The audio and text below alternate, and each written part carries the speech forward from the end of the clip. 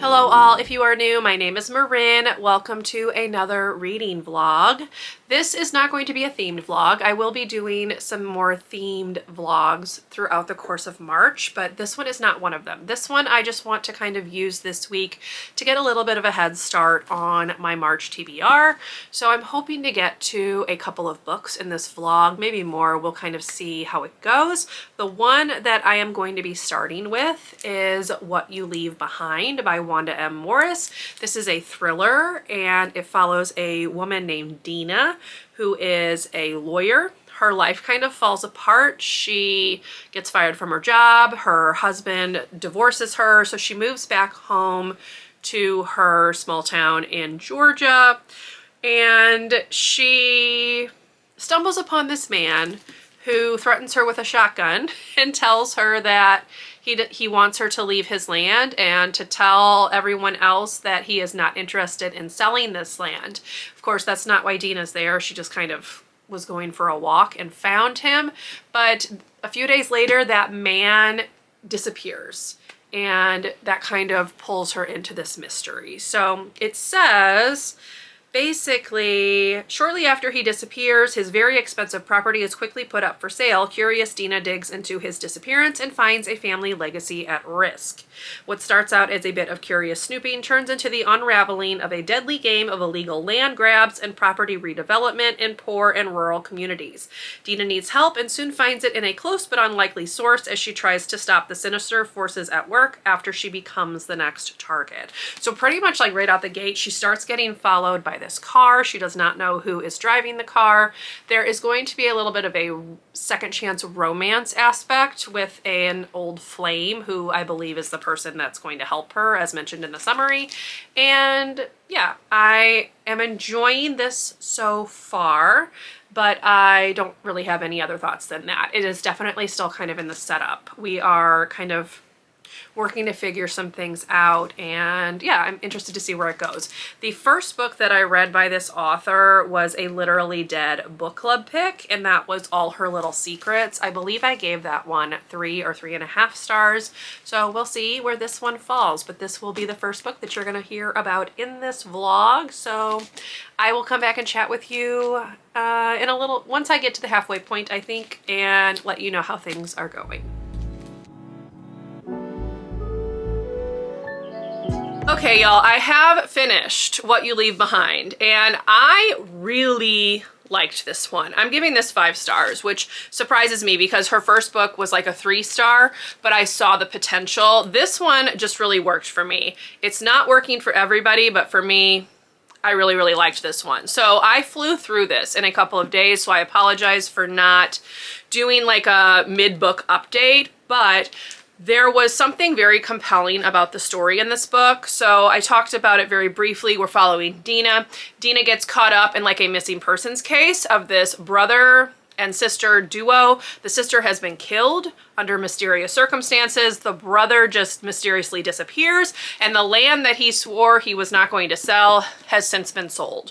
So she is like working through all of this. I just really liked how that mystery played out. I liked the look at something that I was not familiar with, which is called heirs property. And basically it means that families who it's usually large families. Usually you have like one part of that family living in this family home, but because there is no will or no definitive handover of the property as people pass away, it can fall into the hands of the other members of the family, and they have the right to sell off their portion of the land or the house or whatever. And because of that, people are losing their homes because they are told that they have to buy out the part of the land that was sold, and they don't have that kind of money. It's like 30,000, 50,000. That was a couple of the numbers that she put in this book. So that is how families are losing their homes, and then in turn that is what is leading to like the gentrification of neighborhoods and things like that. So it was just very interesting, something that I was not aware of. It is very prominent in the South, but it happens everywhere. So I liked the look at that. And she also gives some resources at the end of what you can do or who you might be able to contact to help you if you have fallen into this issue and you are about to lose your home. So I really liked that aspect of it. That is something this author does very well. She sets her books in current day settings and tackles like some very important topics. So I really liked that. But there was just something really well done about this, in my opinion. Like I said, I flew through it. It was compulsively readable, and the ending made me cry. Now, I will say there is like a supernatural element in this, and so that has thrown a few people off. So I just want to state that up front, that that is a part of this. So if you think or you know that's not something you enjoy, I would avoid this book. It does play a decent role in this book, so just something to keep in mind, but I really, really liked this. And I have one other book by her that is on my TBR, which is called, it's like the prequel to the first book. So the first book was All Her Little Secrets. The prequel is Anywhere You Run. They're not technically in a series, but they are set in that same world. So I definitely want to check out Anywhere You Run because this one was very good and I very much enjoyed it and would highly recommend. So that is the first book for this vlog. I'm very excited. I am going to be starting Dark Matter by Michelle Paver. So here it is right here. The tagline is a ghost story, and I have heard that the audiobook in particular is very, very good. So I've purchased the audiobook from Audible. That is the only place I was able to find it.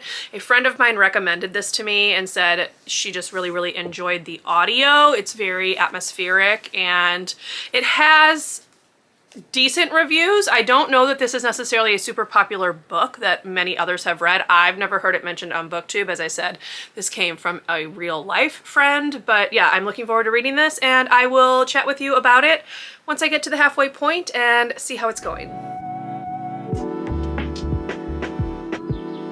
All right, y'all, reading update time. I am actually almost finished with Dark Matter by Michelle Paver. I talked a little bit about this when I introduced the book, but we are following Jack, who joins an Arctic expedition to an abandoned outpost, and one by one, the people that he is supposed to be going on this expedition with have been forced to leave the expedition until he is the final remaining person. We are into the heart of the Arctic winter, so there is no daytime, and he is seeing an apparition that he believes is an echo that keeps popping up and causing all sorts of unease. This is a very creepy book. It has really great unsettling vibes, and the audiobook narrator like really does a good job of pulling you in and showcasing exactly how uneasy Jack is feeling in this story. So I'm really, really liking that.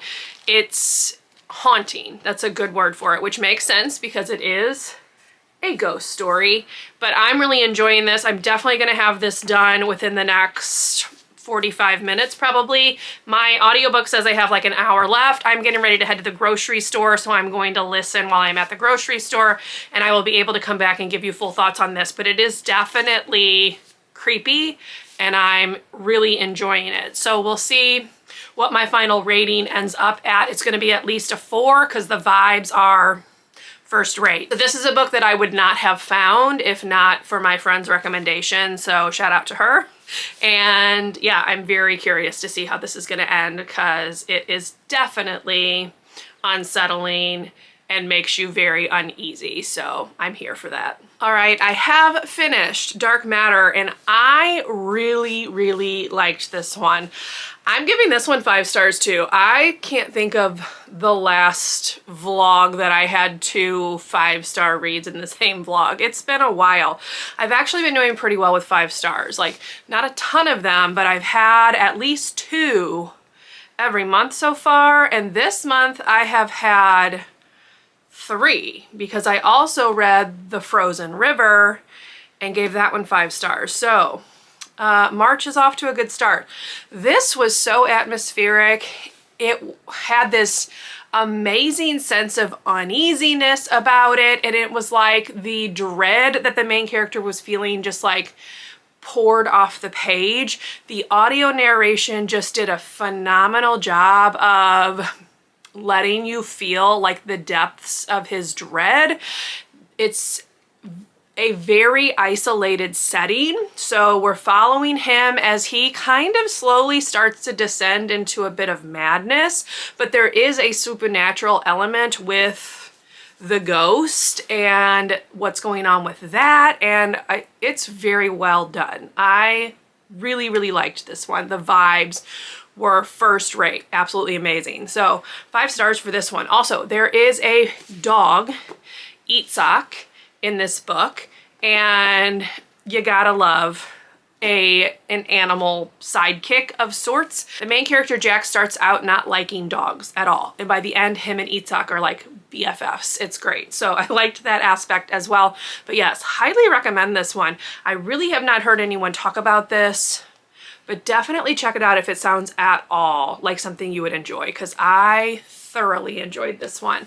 I actually finished this ages ago, and I've just been sitting watching tennis, because it is Indian Wells, and I've been napping because we sprang forward this morning and I'm very out of sorts with that. So yes, this one is done.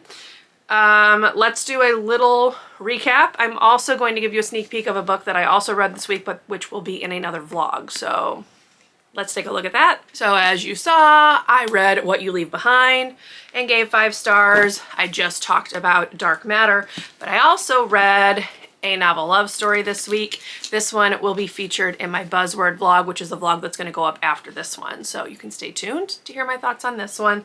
But yes, for the purpose of this vlog, 2 5 stars.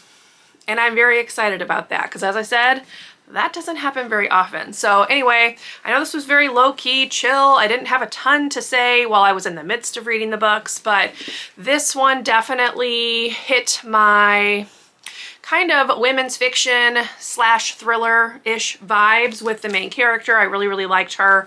And the only aspect of this that I didn't necessarily feel like was needed was the romance. It's a second chance romance, but I understand why it was included because it is part of the main character's journey. So yes, I would recommend this one. This is definitely better written, better paced than her first book was. And then this one was not necessarily a surprise because it had been recommended by a friend who also really enjoyed it. But yeah, I'm so thrilled, haha, to have 2 5 stars. I would put this one kind of in the horror category based on like the haunting paranormal aspect. But yes, 2 books. 2 books checked off my March TBR as well, which means I have 4 left. Actually, because I just briefly mentioned this one was also on that TBR. So technically I've read 3 of the 6, but yeah, again, you'll hear about that in the next vlog. These 2 were winners though. Highly recommend them both. Do check them out if you are at all curious. And otherwise, that's going to bring us to the end of this vlog. So I hope you enjoyed. If you did, please leave me a thumbs up. Consider subscribing to my channel if you would like to see more from me. I don't know if they have an igloo emoji, but if they do, you can leave it in the comments to show me you made it to the end of the vlog in honor of Dark Matter and the Arctic winter, Arctic setting. And I will see you in my next video.